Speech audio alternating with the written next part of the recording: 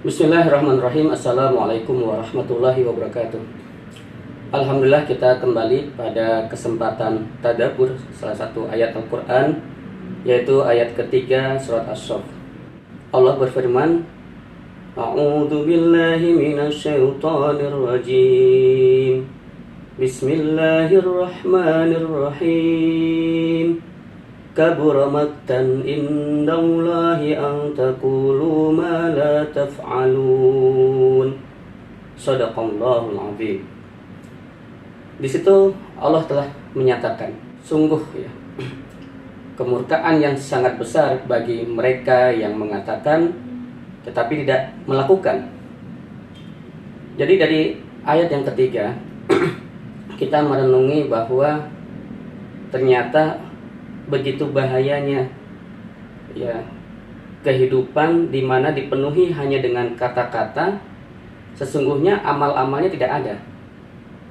Begitu bahayanya sehingga Allah perlu untuk mencela, menegaskan ya kemurkaannya itu, dan ini bisa menimpa kita sebagai sebuah individu maupun menimpa kita sebagai sebuah komunitas berorganisasi maupun menimpa kita sebagai sebuah kehidupan berbangsa, bernegara. Jadi maka setelah kita membaca ayat ini, maka kemudian kita perlu pastikan bahwa diri kita bukan termasuk orang-orang yang ya hanya bisa berkata dan tidak melakukan apa-apa.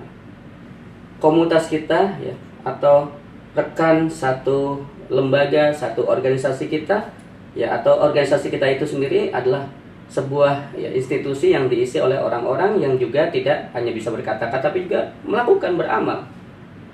Begitu pula kehidupan berbangsa kita berharap ya agar bangsa ini bisa dipenuhi oleh orang-orang yang ya tidak hanya bisa berkata tapi ya membuktikan amalnya secara nyata. Sehingga dengan demikian maka kehidupan pribadi kita insya Allah akan menjadi kehidupan yang penuh dengan rahmatnya. Kehidupan organisasi insya Allah kan juga dirahmati Allah. Begitu pula negeri kita akan menjadi negeri yang baldatun thayyibatun wa rabbun ghafur.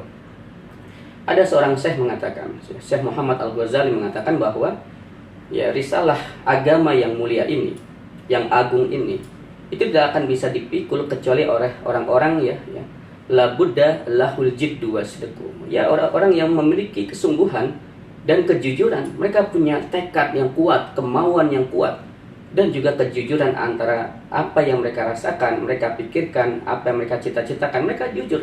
Sehingga mereka akan menunaikan apa yang dirasakan, dipikirkan, dan diimpikan oleh mereka. Jadi bukan hanya angan-angan kosong, tapi memang ada gerak usaha untuk menuju apa yang memang dia inginkan sesungguhnya itu. Nah, kemudian ditambahkan oleh beliau, bukan hanya mereka yang punya kemauan dan kejujuran, tapi bahkan ya laisa ahlul kalam wa da'wah. Mereka bukanlah orang-orang yang hanya bisa ngomong saja, dan bukan mereka yang hanya bisa nuntut. Kenapa tidak begini? Kenapa tidak begitu? Kenapa tidak seperti ini saja? Hanya bisa menuntut tetapi tidak bisa memberikan solusi, tidak bisa hadir sebagai solusi. Nah, tentunya ya ini suatu catatan yang menarik untuk kita perhatikan bahwa ternyata kalau kita adalah menyatakan diri kita sebagai seorang dai, kita menyatakan diri kita adalah seorang aktivis dakwah, kita menyatakan diri kita bahwa kita adalah individu-individu muslim yang ingin kemudian bagaimana nilai-nilai kerahmatan Islam itu bisa kita laksanakan dalam kehidupan sehari-hari kita. Maka mestinya kita harus mengkondisikan diri kita menjadi seorang yang memang punya tekad yang kuat dan juga punya kejujuran. Terus kita latih kejujuran itu. Apa yang kita pikirkan mestinya selaras dengan apa yang kita lakukan, apa yang kita rasakan juga demikian, selaras semuanya. Dan kita jangan sampai terjebak hanya bisa ngomong saja dan hanya bisa menuntut. Bahkan jangan sampai kita menjadi al-jubana yang pengecut. Kalau dapat amanah kita lari. Kita ketakutan akan mengganggu pendapatan kita, rezeki kita, maisha kita, akan mengganggu keluarga kita, akan mengganggu kebebasan diri kita, akan mengganggu macam-macam. Kita khawatir sehingga kita ya tidak siap mendapatkan amanah-amanah. Padahal ya sebagai orang-orang yang memiliki al-jiddu wasidq, maka setiap apa yang diamanahkan kepada dia, maka dengan ya bertawakal kepada Allah kita berusaha untuk menunaikannya. Nah, jadi dari ayat ini kemudian ada yang menarik juga dalam kehidupan kita hari ini. Kita lagi ngetren media sosial. Kadang-kadang untuk sebuah siar atau untuk sebuah program, sebuah ya katakanlah program gitu, kemudian dibikinlah sebuah branding di media sosial, baik bentuknya hashtag, bentuknya tweetbond gitu. Ada desain, ada temanya, kita masukkan foto kita seakan-akan gagah, kemudian kita upload di beberapa media sosial kita.